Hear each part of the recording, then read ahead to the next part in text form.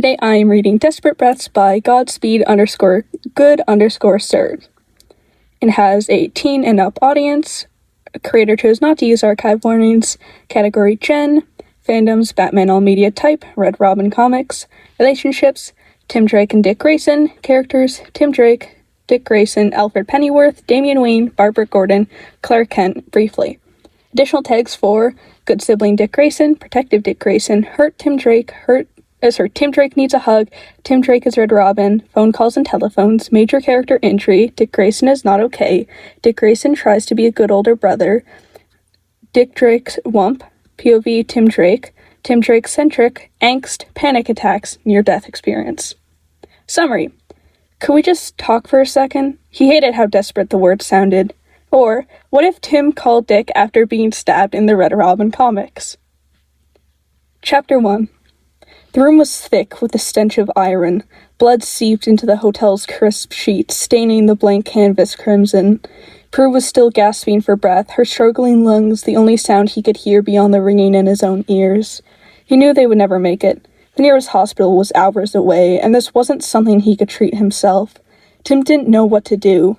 After all of the compromises he had made, all the sacrifice, all the pain, after enduring the disbelief of his friends and family, after feeling like he had lost himself, and this is how it ended, bleeding out in a hotel room thousands of miles from home. Tim choked out a small sob, the unfairness of it all, his stomach still radiating pain. I wish Bruce was here. It's almost funny, wasn't it? That's what it all boiled down to. Tim misses Bruce, and Bruce wasn't here. He missed him so badly he'd gone out and gotten himself killed trying to bring him back. Was it worth it? Came the ghost of his brother's voice. Tim didn't know. Would it be worth it if he wasn't there to see it? It had to be. He refused to die for nothing. He had just to make sure that someone had the evidence before it was too late. It took longer than it should have. The words kept shifting, fading in and out of focus, but somehow Tim managed to reach the burner phone in his utility belt. His body screamed in protest at the movements. With shaking fingers, he tapped at the blood-smeared screen and dialed a familiar number. It took 2 attempts before the call finally began to ring. Hello? The man on the other end answered. Tim did his best to keep his voice steady. Dick? Tim, is that you? Yeah. Oh, thank God. Are you okay? Yeah, I'm fine. Just wanted to call. Tim muted the phone as he fought back a sob clawing its way up his throat. Where are you? I haven't heard from you in weeks. Tim drew the deepest breath he could manage before unmuting himself.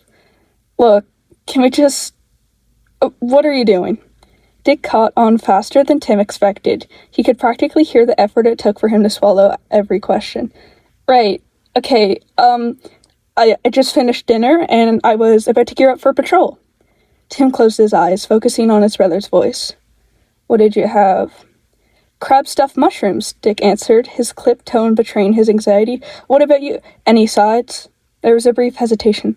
Tim, I really just need to know if I can go. His voice sounded small, even to himself. No, please, Dick's shaky breath felt like a knife through the phone's speaker. Tim was doing this wrong. He'd done everything else wrong, and now he was ruining this too.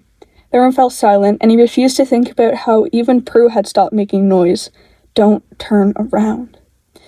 Could we just talk for a second? He hated how desperate the words sounded. Turning away, he buried his face in the pillows. Please don't leave me alone, he couldn't say. I don't want to die alone. All he could feel was the stiffening body beside him and the slow failure of his own. Every breath came harder than the last, blood pooling on his tongue. He knew he should tell Dick about the evidence he found on Bruce and hang up. He wasn't ready yet. Okay, kid, okay. Dick's voice trembled. I don't, what do you want me to do? The words tumbled out faster as his breathing grew ragged.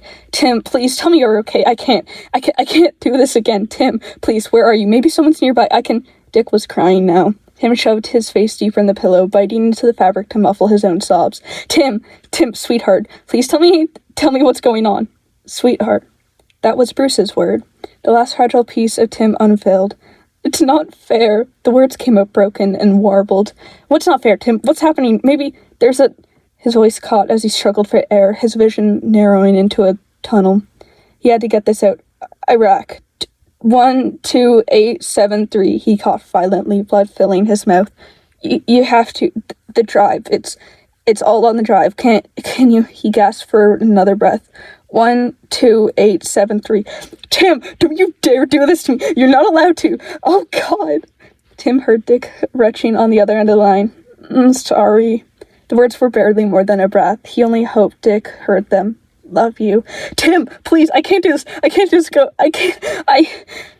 Tim tried to hold on to his brother's voice, but his hearing was fading. He tried to say something else, but the words didn't come.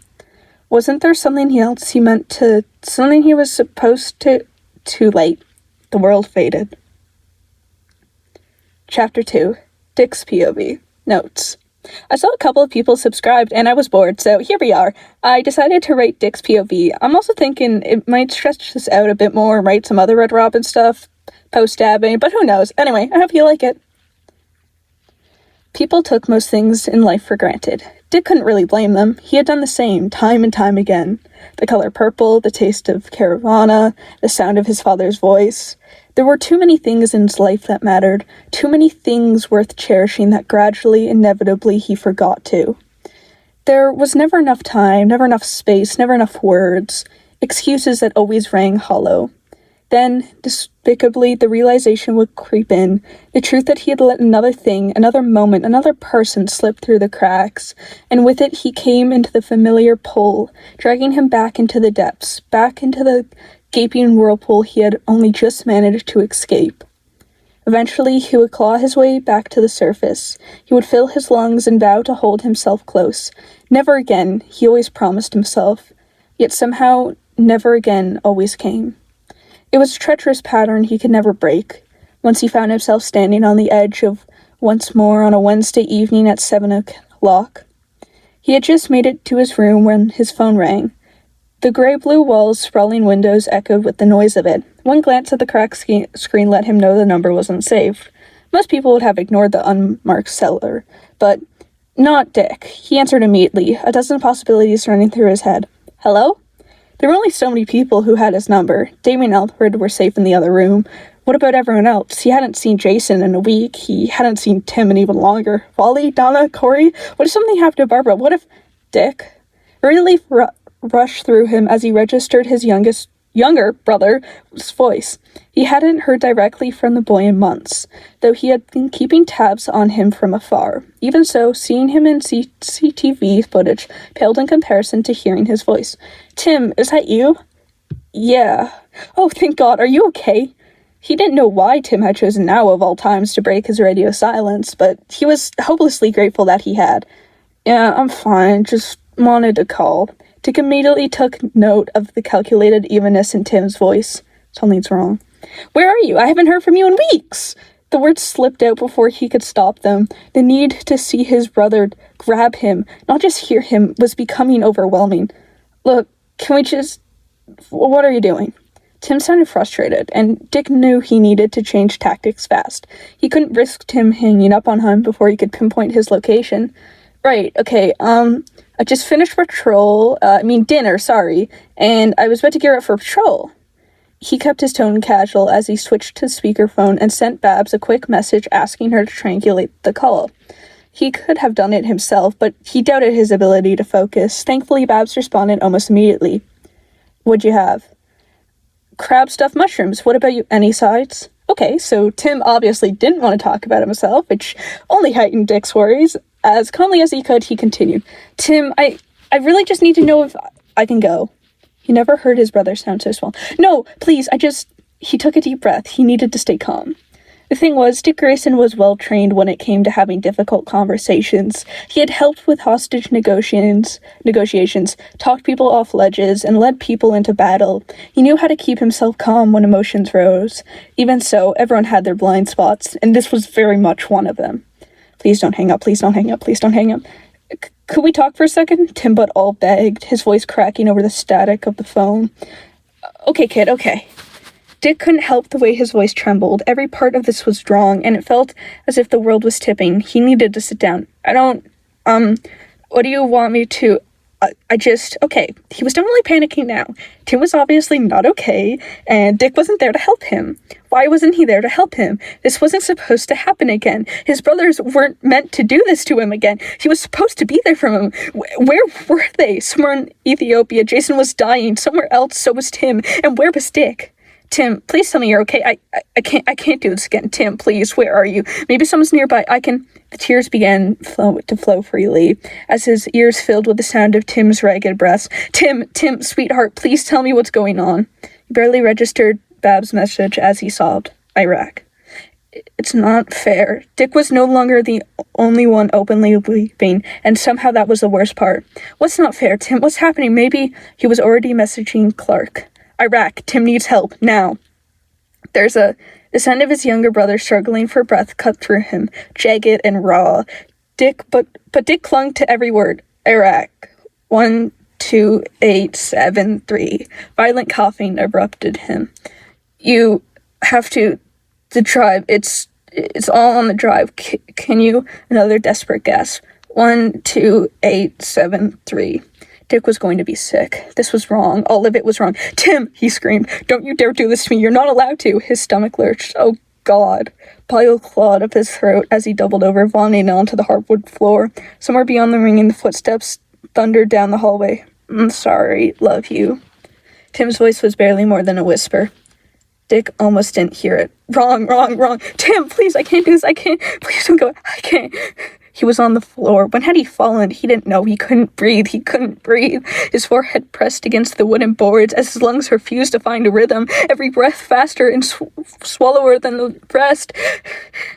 Heavy thud sounded behind him. Small hands settled against his back. They were wrong. Everything was wrong. Grayson, what is the meaning of this? Where is the enemy? The question only made everything worse. Where was the enemy? Dick didn't know. Tim hadn't told him. Phone, he gasped. Where was the phone? Wasn't he holding it? It had been. His hand scraped frantically across the floor. Nothing. Here.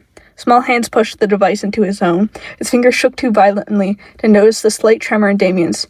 Master Richard? Another voice, older, from the doorway. Dick ignored it. Hello? He gasped, clutching the phone to his ear while trying and failing to choke back his sobs. He couldn't hear anything. Why couldn't he hear anything? Hello? Nobody's. Dick pressed a finger to his lips, silencing Damien. Three of them sat in absolute silence while Dick fought through to steady his breathing. The phone remained silent. He had no clue how much time had passed. Seconds, minutes, hours. Then the call disconnected. No. Fingers fumbled as he called the number again. The moment it connected, a jarring mechanical female voice answered. We're sorry for the inconvenience, but the person... He hung up, called again. We're sorry for the inconvenience... Again. We're sorry for... Again. We're sorry... Grayson, I do not think... Again. We're sorry... It doesn't appear as though... Again. We're sorry. Grayson, what are you doing? Damien snatched the phone from his hands. Whoever you are calling is no longer answering. Calling 100 times will not. Dick lunged for the phone, but Damien expected and attempted to step aside with practical ease. You are clearly unwell, Damien snapped. Tell us what happened, and so we may assist you. No, Dick shouted. Give me the phone. Master Richard. Alfred's voice cut cleanly through the chaos. Damien is right. We cannot help unless we know what has happened. The older man knelt in front of him, steadying hands on Dick's shoulders. My dear boy, his voice softened. What is wrong? Dick's gaze fell to the floor. He couldn't say it. He didn't even know what he was trying to say. Surely he wasn't. The phone chimed. All three of them were frozen. What does it say? Dick whispered. Damien turned the cracked screen towards them.